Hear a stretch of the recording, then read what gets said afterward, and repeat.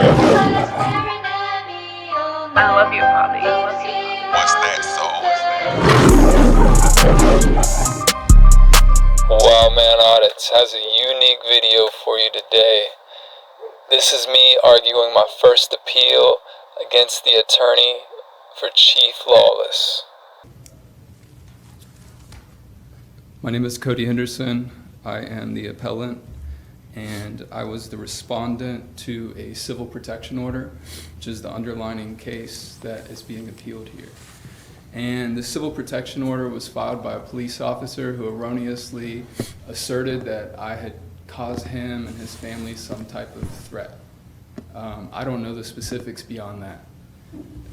Let me just ask you, Mr. Henderson, in your brief, you stated that when they tried to serve you with the copy of the protection order, you said you declined to contract with the officers. What do you mean by contract? I mean that I have the fundamental constitutional right to contract, to enter contracts, and to not enter contracts. So that means whenever someone comes up to enter an agreement with me to talk, that is a contractual agreement to speak to each other. And I meant that I did not choose to contract with those officers. I did not choose to speak to them in any effect of the matter.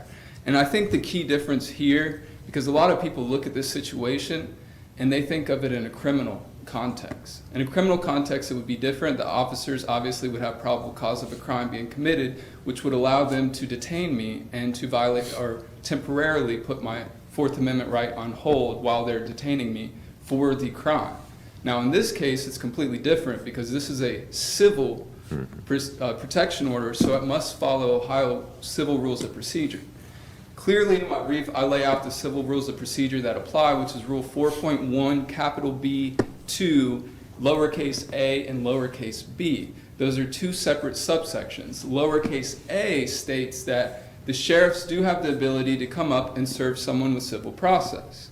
But section lowercase b states if that service is refused, which I did, I refused it, then they must follow a whole different procedure which requires them by law to send it certified mail, which they did not do. Instead, they arrested me for refusing it, which is not okay, and it's a violation of my constitutional rights, and a 1983 lawsuit is going to come from that, but that's a separate issue.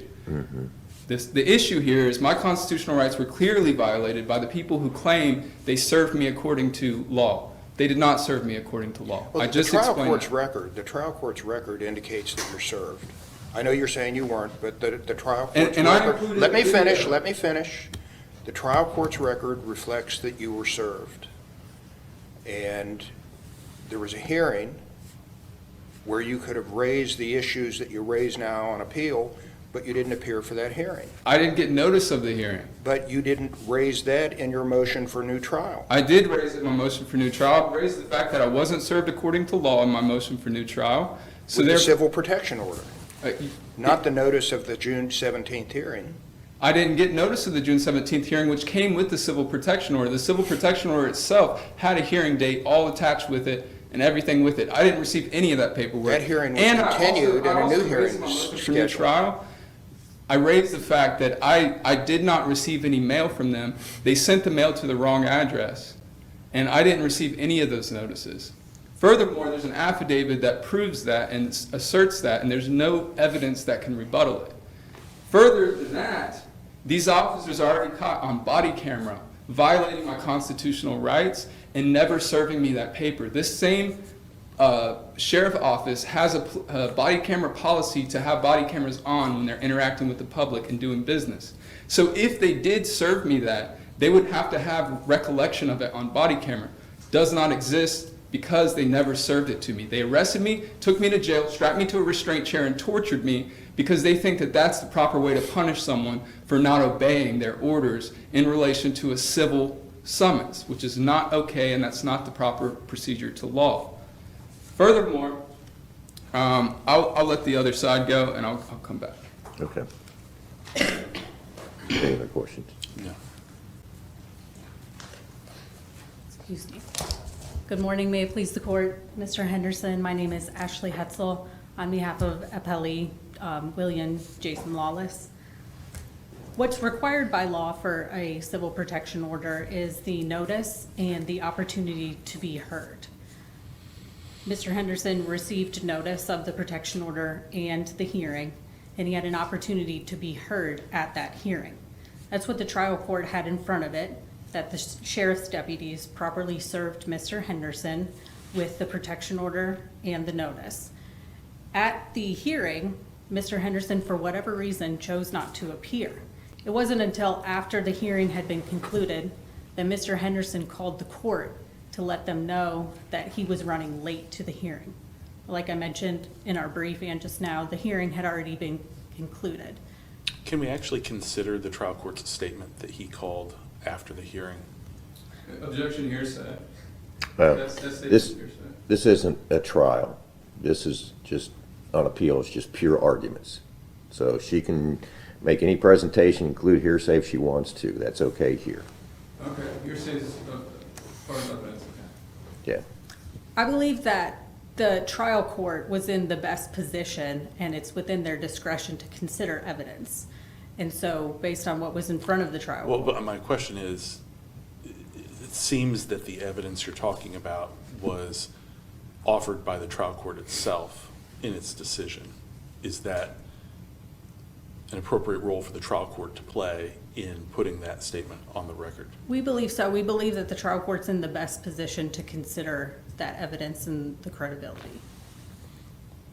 And it was also in front of the trial court that the service had been perfected on Mr. Henderson, and that he had notice of the hearing and an opportunity to be heard at that hearing.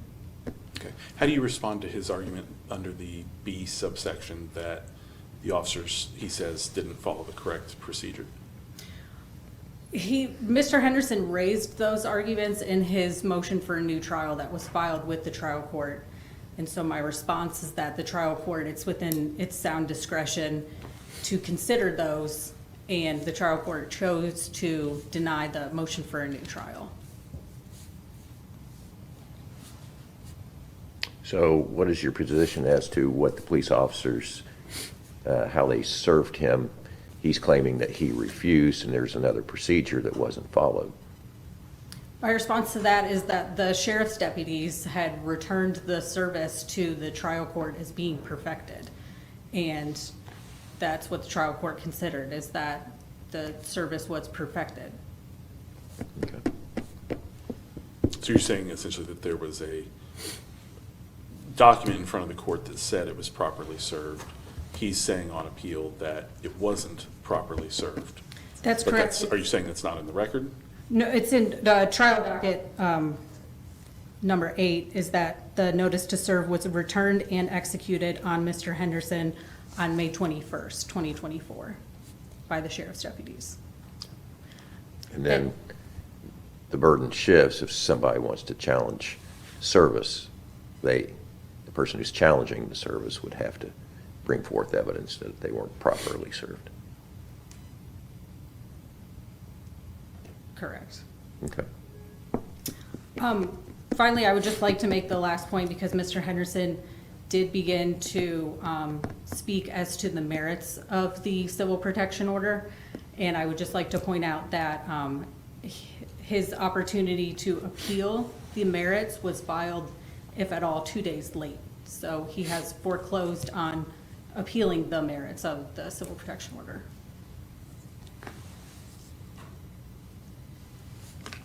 And if the court has no further questions, he would rest. Thank you, Your Honor.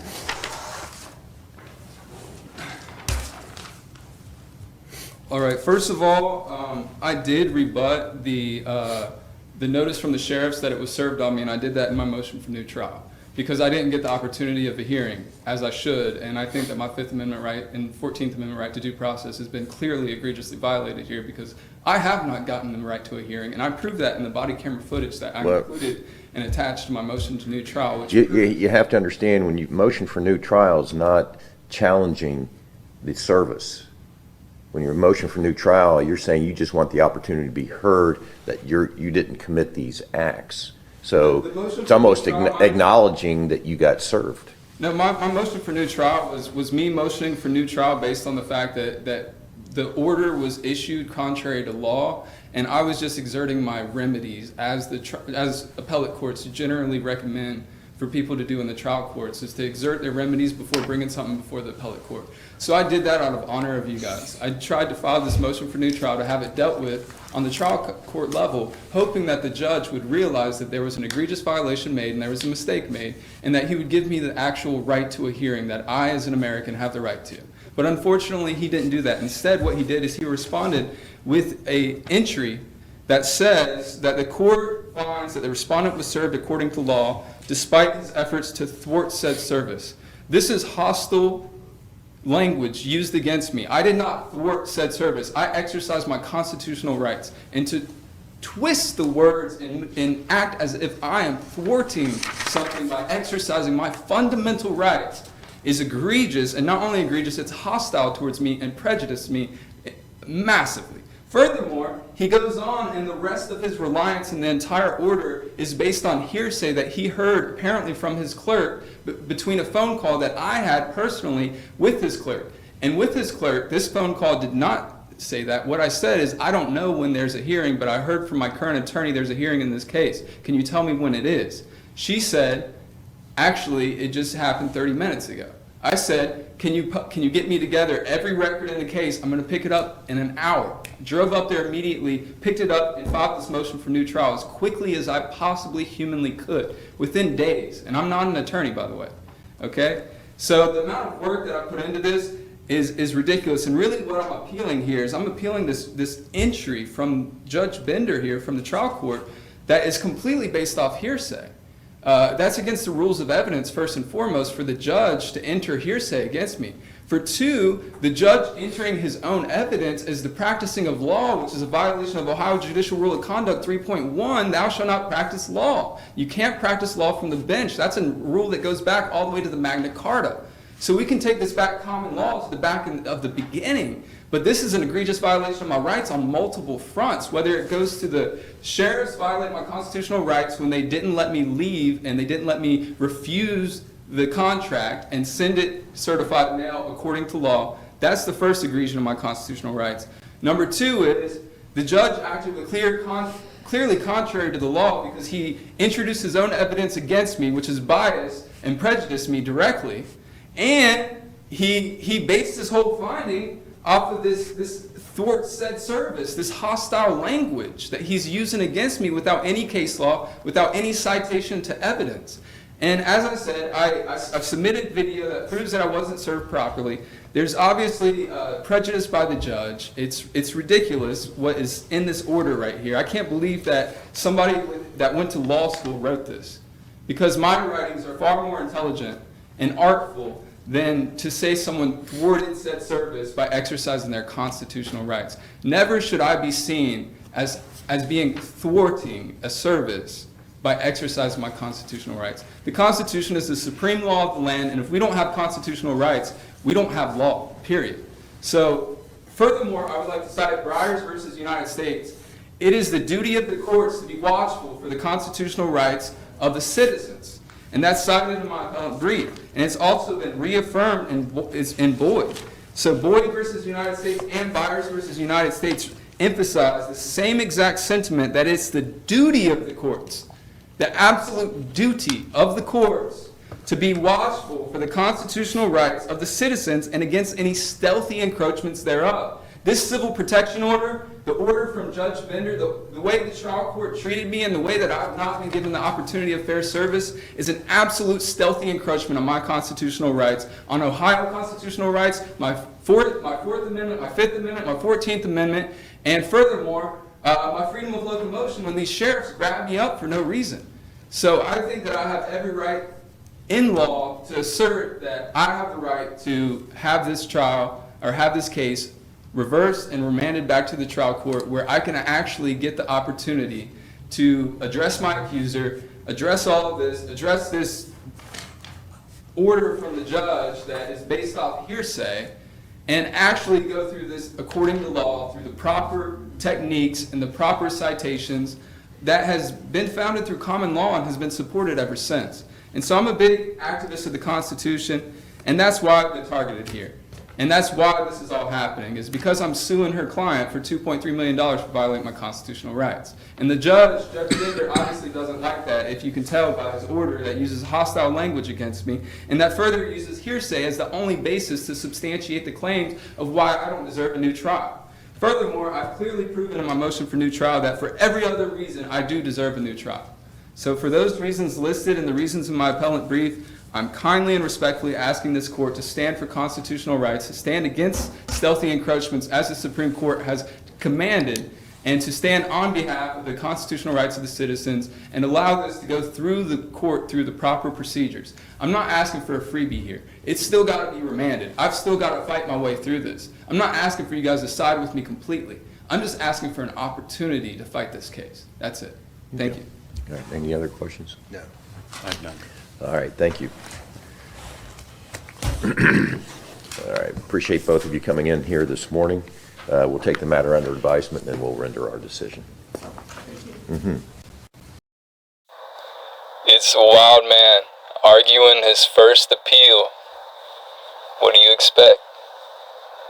Was your boy cooking? Post your comments below. Subscribe, like, comment, share.